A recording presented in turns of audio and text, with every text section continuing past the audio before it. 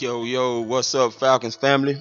Hey, I know y'all sad right now, but listen, we wasn't counting on to even win this game, and I think it got to the point to where some of the media was really begging us to lose this game because they wanted so badly to hold on to a storyline that you already know what's going to be the top storyline coming out tomorrow.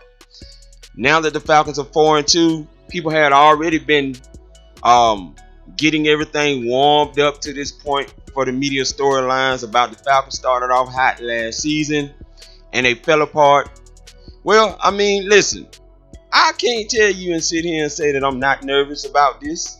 Now, even though we won 5-0 when this happened, we were 4-1 going into this game. Okay, and so now you go into week 6 again and you lose a close game. Now, provided when we went into New Orleans in week six, they was kind of beating us down and we was turning the ball over a lot. Well, it kind of was similar in this game. Not as many turnovers by Matt Ryan, but the miracles continue to happen in Seattle.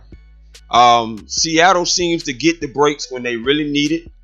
And we had this team so frustrated on that sideline, from the coaching staff to the players. Richard Sherman was just going off over there, cursing Cam Chancellor out.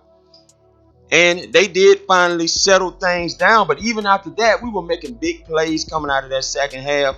Although we was getting shut down in the first half, we adjusted well. We came out and basically did what we needed to do, and got back into who we were with the rollouts and things like that. We had some favors by Michael Bennett going out.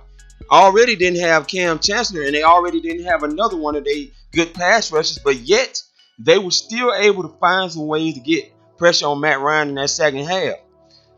It just is what it is, y'all.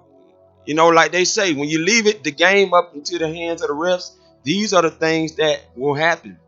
And who would have guessed that Julio Jones would not catch a slant pass, which is routine for him? He didn't do it. And you know you was playing a desperate Seattle team who needed to score, to bring this score in a tie for them. And, hey, they made the play when they needed to make the plays, and this is what happens.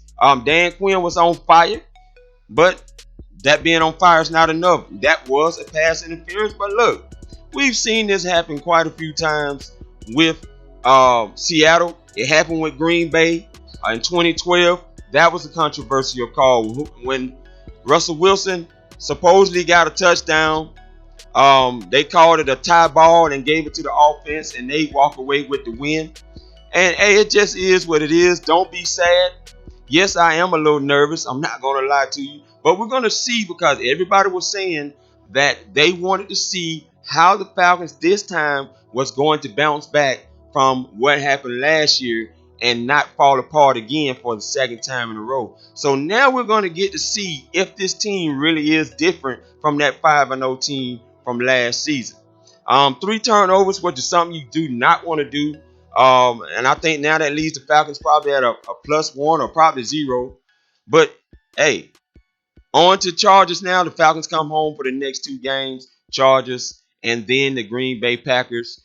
Tough loss, but we got to live with it and keep moving on. Get back home, Atlanta Falcons, safely. Again, that's all I have for now. This is Toby D. Faith Football Fans. Peace. I'm out.